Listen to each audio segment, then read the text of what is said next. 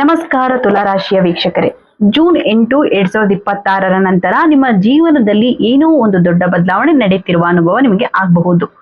ಕೆಲವು ದಿನಗಳಿಂದ ನಿಮ್ಮ ಮನಸ್ಸಿನಲ್ಲಿ ಇದ್ದ ಪ್ರಶ್ನೆಗಳಿಗೆ ಉತ್ತರ ಸಿಗುವ ಸಮಯ ಕೂಡ ಹತ್ತಿರ ಬಂದಿದೆ ಎಂದು ಅನಿಸಬಹುದು. ತುಲಾರಾಶಿಯವರ ಜೀವನದಲ್ಲಿ ಕಳೆದ ಕೆಲವು ತಿಂಗಳುಗಳು ಸುಲಭವಾಗಿರಲಿಲ್ಲ. ಕೆಲವರಿಗೆ ಕುಟುಂಬದ ವಿಚಾರದಲ್ಲಿ ಒತ್ತಡ ಇತ್ತು, ಕೆಲವರಿಗೆ ಹಣಕಾಸಿನ ಸಮಸ್ಯೆ ಕಾಡ್ತಿತ್ತು, ಇನ್ನೂ ಕೆಲವರಿಗೆ ತಮ್ಮವರೇ ಎಂದು ನಂಬಿದ ಜನರಿಂದ ನಿರಾಸೆ ಕೂಡ ಆಗಿತ್ತು. ಹೊರಗಿನಿಂದ ಎಲ್ಲವೂ ಚೆನ್ನಾಗಿದೆ ಎಂದು ಕಾಣಿಸ್ಕೊಂಡರೂ ಒಳಗೊಳಗೆ ಅನೇಕ ಪ್ರಶ್ನೆಗಳು ನಿಮ್ಮನ್ನ ಕಾಡ್ತಿದ್ದವು. ಆದ್ರೆ ಜೂನ್ 8, 2026 ನಂತರ ಪರಿಸ್ಥಿತಿ ನಿಧಾನವಾಗಿ ಬದಲಾಗತ್ತೆ ಎಂಬ ಭಾವನೆ ನಿಮಗೆ ಬರಬಹುದು. ನಿಮ್ಮ ಜೀವನದಲ್ಲಿ ಯಾರು ನಿಜವಾಗಿಯೂ ನಿಮ್ಮ ಪರವಾಗಿದ್ದಾರೆ ಮತ್ತು ಯಾರು ಕೇವಲ ತಮ್ಮ ಲಾಭಕ್ಕಾಗಿ ನಿಮ್ಮ ಜೊತೆಗಿದ್ದಾರೆ ಎಂಬುದು ನಿಧಾನವಾಗಿ ಸ್ಪಷ್ಟವಾಗಿ ನಿಮಗೆ ಅರ್ಥ ಆಗಕ್ಕೆ ಶುರುವಾಗತ್ತೆ ವೀಕ್ಷಕರೇ. ಬಹಳ ದಿನಗಳಿಂದ ನಿಮ್ಮ ಬಗ್ಗೆ ಹಿಂದೆ ಮಾತನಾಡ್ತಿದ್ದವರು, ನಿಮ್ಮ ಯಶಸ್ಸನ್ನ ನೋಡಿ ಅಸೂಯೆ ಪಡ್ತಿದ್ದವರು ಅಥವಾ ನಿಮ್ಮನ್ನ ಬಳಸಿಕೊಳ್ಳಲು ಯತ್ನಿಸುತ್ತಿದ್ದವರು ತಮ್ಮ ನಿಜವಾದ ಸ್ವಭಾವವನ್ನ ತೋರಿಸಬಹುದು. ಇದು ಯಾವುದೇ ಮಾಯಾ ಘಟನೆ ಅಲ್ಲ. ಕೆಲವೊಮ್ಮೆ ಜೀವನದಲ್ಲಿ ಪರಿಸ್ಥಿತಿಗಳು ಬದಲಾಗುವಾಗ ಜನರ ನಿಜವಾದ ಗುಣಗಳು ಕೂಡ ಹೊರಬರ್ತವೆ. ಅದೇ ರೀತಿಯ ಅನುಭವ ನಿಮ್ಗೆ ಕೂಡ ಆಗುವ ಸಾಧ್ಯತೆ ಇದೆ ವೀಕ್ಷಕರೇ. ನಿಮ್ಮಲ್ಲಿ ಕೆಲವರು ಒಂದು ವಿಷಯವನ್ನ ಗಮನಿಸಬಹುದು. ಇಷ್ಟು ದಿನ ತುಂಬಾ ಹತ್ತಿರವಾಗಿದ್ದ ಒಬ್ಬ ವ್ಯಕ್ತಿ ಏಕಾಏಕಿ ದೂರವಾಗಬಹುದು, ಅಥವಾ ಇಷ್ಟು ದಿನ ನಿಮ್ಮ ಬೆಂಬಲ ಕೇಳ್ತಿದ್ದ ವ್ಯಕ್ತಿ ನಿಮ್ಮ ಯಶಸ್ಸು ಕಂಡ ನಂತರ ವಿಚಿತ್ರವಾಗಿ ವರ್ತಿಸಬಹುದು. ಇದನ್ನ ನೋಡಿ ಆಶ್ಚರ್ಯ ಕೂಡ ಪಡಬೇಡಿ. ಪ್ರತಿಯೊಬ್ಬರ ಜೀವನದಲ್ಲೂ ಇಂತಹ ಹಂತ ಬರುತ್ತೆ. ಕೆಲವೊಮ್ಮೆ ನಾವು ನಂಬಿದವರೇ ನಮಗೆ ದೊಡ್ಡ ಪಾಠ ಕಲಿಸ್ತಾರೆ. ಆ ಪಾಠ ಕಹಿ ಆಗಿರಬಹುದು, ಆದರೆ ಅದು ನಮ್ಮನ್ನ ಇನ್ನಷ್ಟು ಬಲಿಷ್ಠರನ್ನಾಗಿ ಮಾಡುತ್ತೆ. ಜೂನ್ ತಿಂಗಳ ಈ ಅವಧಿಯಲ್ಲಿ ನಿಮ್ಮ ಭಾವನೆಗಳ ಮೇಲೆ ವಿಶೇಷ ಗಮನ ಕೊಡುವುದು ಮುಖ್ಯ. ಯಾಕಂದ್ರೆ ಕೆಲವರು ನಿಮ್ಮ ಒಳ್ಳೆತನವನ್ನ ಬಳಸ್ಕೊಳ್ಳಲು ಪ್ರಯತ್ನಿಸಬಹುದು. ನೀವು ಸಹಾಯ ಮಾಡುವ ಸ್ವಭಾವದವರು ಯಾರಾದ್ರೂ ಕಷ್ಟ ಹೇಳಿದ್ರೆ ತಕ್ಷಣ ಸಹಾಯ ಮಾಡಲು ಮುಂದಾಗ್ತೀರಾ. ಆದ್ರೆ ಪ್ರತಿಯೊಬ್ಬರು ನಿಮ್ಮ ಸಹಾಯಕ್ಕೆ ಅರ್ಹರಾಗಿರ್ತಾರೆ ಅಂತ ನೀವು ಅರ್ಥ ಮಾಡ್ಕೊಳಕ್ ಹೋಗ್ಬೇಡಿ. ಯಾರಾದ್ರೂ ನಿಮ್ಮ ಬಳಿ ಬಂದು ಭಾವುಕ ಕತೆ ಹೇಳ್ಬಹುದು, ನಿಮಗೆ ಕರುಣೆ ಮೂಡಿಸುವ ಪ್ರಯತ್ನ ಮಾಡಬಹುದು, ನಿಮ್ಮ ಮನಸ್ಸನ್ನ ದುರ್ಬಲಗೊಳಿಸಿ ತಮ್ಮ ಕೆಲಸ ಮಾಡಿಸಿಕೊಳ್ಳಲು ಯತ್ನಿಸಬಹುದು. ಆದ್ರಿಂದ ಈ ಸಮಯದಲ್ಲಿ ನಿರ್ಧಾರ ತೆಗೆದುಕೊಳ್ಳುವಾಗ ಹೃದಯದ ಜೊತೆಗೆ ಬುದ್ಧಿಯನ್ನು ಕೂಡ ನೀವು ಬಳಸಬೇಕಾಗತ್ತೆ. ಹಣದ ವಿಚಾರದಲ್ಲಿ ವಿಶೇಷ ಎಚ್ಚರಿಕೆ ಅಗತ್ಯ.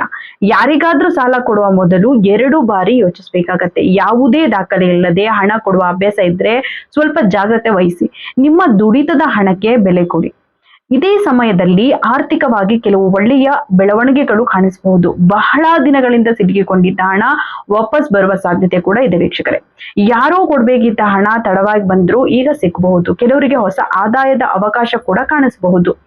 ಉದ್ಯೋಗದಲ್ಲಿರುವ ತುಲಾರಾಶಿಯವರಿಗೆ ಕೂಡ ಈ ಅವಧಿ ಬಹುಮುಖ್ಯವಾದುದು. ನಿಮ್ಮ ಶ್ರಮವನ್ನ ಗಮನಿಸಿದವರು ಈಗ ಗಮನಿಸಬಹುದು.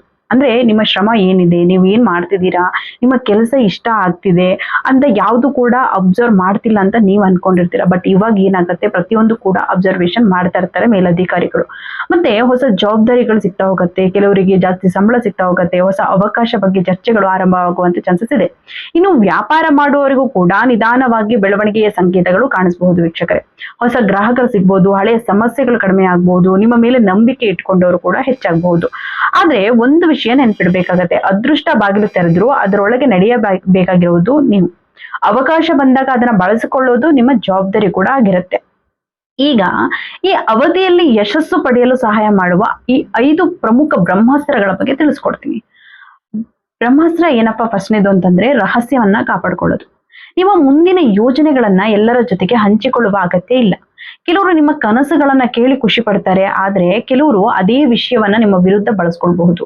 ನೀವು ಯಾವ ಕೆಲಸ ಮಾಡಲು ಹೋಗ್ತಿದ್ದೀರಿ, ಎಷ್ಟು ಹಣ ಹೂಡಿಕೆ ಮಾಡ್ತಿದ್ದೀರಾ, ಯಾವ ಹೊಸ ಯೋಜನೆ ರೂಪಿಸ್ತಿದ್ದೀರಾ ಎಂಬುದನ್ನ ಯಾರಿಗೂ ಹೇಳುವ ಅಗತ್ಯ ಇಲ್ಲ ವೀಕ್ಷಕರೇ. ಕೆಲವು ಪೂರ್ಣವಾದ ನಂತರನೇ ಫಲಿತಾಂಶ ತಗೊಂಡ ಮೇಲೇನೆ ಮಾತಾಡ್ಬೇಕಾಗತ್ತೆ.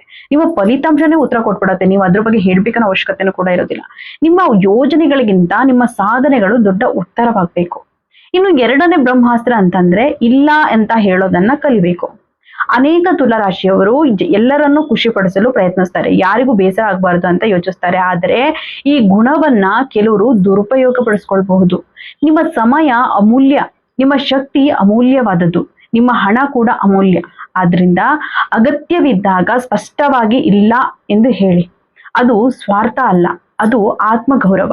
ನಿಮ್ಮನ್ನ ಕೇವಲ ತಮ್ಮ ಕೆಲಸಕ್ಕಾಗಿ ಬಳಸ್ಕೊಳ್ಳುವವರು, ನೆನೆಸ್ಕೊಳ್ಳುವವರು ಯಾವಾಗಲೂ ಅಂತವರಿಗೆ ಒಪ್ಪಿಗೆ ನೀಡಬೇಕೆಂಬ ನಿಯಮ ಕೂಡ ಇಲ್ಲ ವೀಕ್ಷಕರೇ. ಇನ್ನು 3ನೇ ಬ್ರಹ್ಮಾಸ್ತ್ರ ಬಂದ್ಬಿಟ್ಟು ಒಳ ಮನಸ್ಸಿನ ಮಾತ ಕೇಳೋದು. ಜೀವನದಲ್ಲಿ ಅನೇಕ ಬಾರಿ ನಮ್ಮ ಒಳ ಮನಸ್ಸು ನಮಗೆ ಮುಂಚಿತವಾಗಿ ಎಚ್ಚರಿಕೆ ನೀಡ್ತಾ ಹೋಗುತ್ತೆ, ಆದ್ರೆ ನಾವು ಅದನ್ನ ಕಡೆಗಣಿಸ್ತಾ ಹೋಗ್ತೀವಿ. ಒಬ್ಬ ವ್ಯಕ್ತಿಯ ಬಗ್ಗೆ ನಿಮಗೆ ಏನೋ ಸರಿ ಇಲ್ಲ ಎಂಬ ಭಾವನೆ ಬಂದಿದ್ರೆ ಅದನ್ನ ನಿರ್ಲಕ್ಷಿಸಬೇಡಿ. ಒಂದು ನಿರ್ಧಾರ ತೆಗೆದುಕೊಳ್ಳುವಾಗ ಮನಸ್ಸಿನಲ್ಲಿ ಸಂದೇಹ ಮೂಡಿದ್ರೆ ಸ್ವಲ್ಪ ಸಮಯವನ್ನ ತೆಗೆದುಕೊಳ್ಳಿ.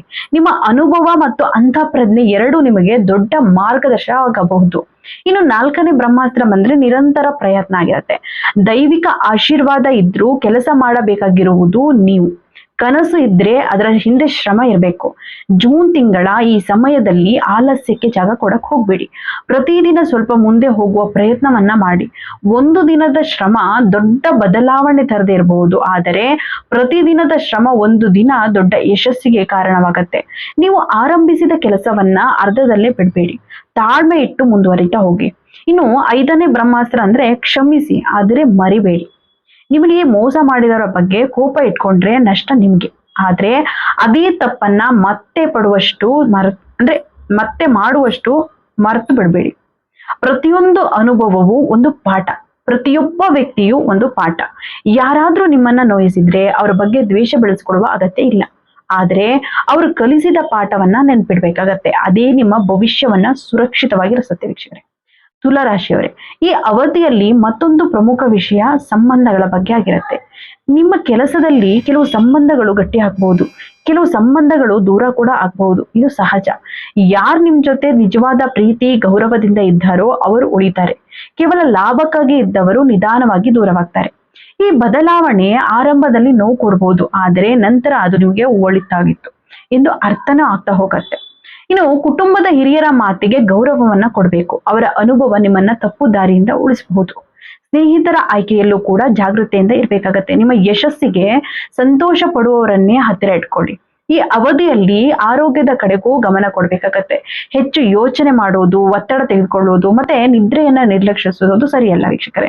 ನಿಮ್ಮ ಮನಸ್ಸು ಶಾಂತವಾಗಿದ್ರೆ ನಿಮ್ಮ ನಿರ್ಧಾರಗಳು ಕೂಡ ಉತ್ತಮವಾಗಿರ್ತವೆ. ಬೆಳಿಗ್ಗೆ ಸ್ವಲ್ಪ ಸಮಯ ನಿಮಗಾಗಿ ನೀವು ಮೀಸಲಿಡ್ಬೇಕಾಗತ್ತೆ. ಒಳ್ಳೆಯ ಆಲೋಚನೆಗಳಿಂದ ದಿನ ಆರಂಭಿಸ್ಬೇಕಾಗತ್ತೆ. ಪ್ರತಿದಿನ ಹೊಸ ಅವಕಾಶ ಅಂತ ಏನಿದೆ ಅನ್ನೋದನ್ನ ನೋಡ್ಬೇಕಾಗತ್ತೆ. ನಿಮ್ಮ ಜೀವನದಲ್ಲಿ ನಡೆದ ಕಷ್ಟಗಳು ಶಾಪ ಅಂತ ಅನ್ಕೊಳಕ್ ಹೋಗ್ಬೇಡಿ. ಅವು ನಿಮ್ಮನ್ನ ಬಲಿಷ್ಠರನ್ನಾಗಿಸಿದ ತರಬೇತಿ ಅಂತಾನು ಅನ್ಕೊಳ್ಬಹುದಲ್ವಾ. ನೀವು ಅನುಭವಿಸಿದ ನಿರಾಸೆಗಳು ನಿಮ್ಮನ್ನ ಹೆಚ್ಚು ಜಾಣನಾಗಿಸ್ತವೆ. ನೀವು ಎದುರಿಸಿದ ಸವಾಲುಗಳು ನಿಮ್ಮಲ್ಲಿ ಹೊಸ ಶಕ್ತಿಯನ್ನ ಹುಟ್ಟಿಸ್ತಿವೆ. ಆದ್ರಿಂದ ಹಳೆಯ ನೋವುಗಳನ್ನ ನೆನೆದು ದುಃಖ ಪಡಬೇಕಾಗಿರೋದಿಲ್ಲ. ಮುಂದೆ ಬರುತ್ತಿರುವ ಅವಕಾಶಗಳತ್ತ ಗಮನ ಹರಿಸಿ.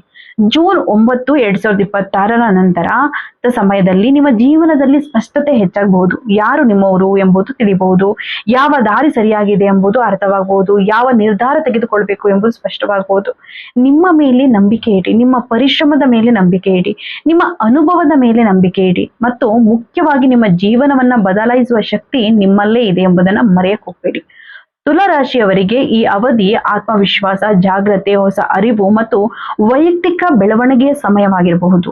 ನಿಮ್ಮ ಜೀವನದಲ್ಲಿ ಯಾರು ನಿಜವಾದವರು ಮತ್ತೆ ಯಾರು ಕೇವಲ ಮುಖವಾಡ ಧರಿಸಿರುವವರು ಎಂಬುದನ್ನ ಗುರುತಿಸುವ ಅವಕಾಶ ಸಿಗಬಹುದು. ಹಣಕಾಸು, ಕೆಲಸ ಮತ್ತು ಸಂಬಂಧಗಳ ವಿಷಯದಲ್ಲಿ ಜಾಣ್ಮೆಯಿಂದ ನಡೆದುಕೊಂಡರೆ ಉತ್ತಮ ಫಲಿತಾಂಶಗಳನ್ನ ಪಡೆಯುವ ಸಾಧ್ಯತೆ ಹೆಚ್ಚಿರಬಹುದು. ವಿಡಿಯೋ ಇಷ್ಟವಾದ್ರೆ ಲೈಕ್ ಮಾಡಿ, ನಿಮ್ಮ ಅಭಿಪ್ರಾಯವನ್ನ ಕಮೆಂಟ್ ಮೂಲಕ ತಿಳಿಸಿ. ಇಂತಹ ಮತ್ತಷ್ಟು ರಾಶಿ ಫಲ ಮತ್ತು ಪ್ರೇರಣಾತ್ಮಕ ವಿಡಿಯೋಗಳಿಗಾಗಿ ಚಾನೆಲ್ ಅನ್ನು ಸಬ್ಸ್ಕ್ರೈಬ್ ಮಾಡಿ. ಧನ್ಯವಾದಗಳು ವೀಕ್ಷಕರೇ.